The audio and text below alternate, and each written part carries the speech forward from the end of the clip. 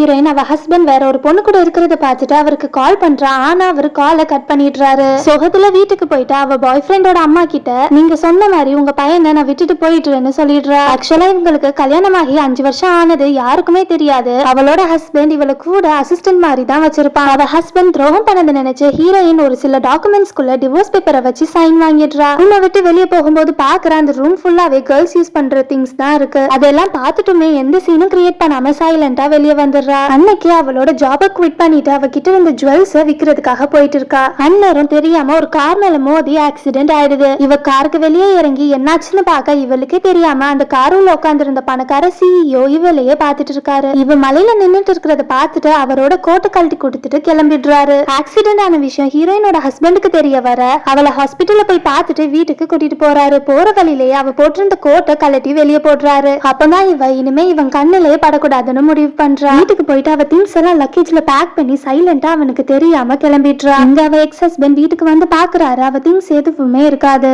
அவர் கால் பண்ணி ரீச் ஆக ட்ரை பண்றாரு. ஆனா இந்த முறை இவ எக்ஸ் ஹஸ்பண்ட் காலை இக்னோர் பண்ணிடுறா.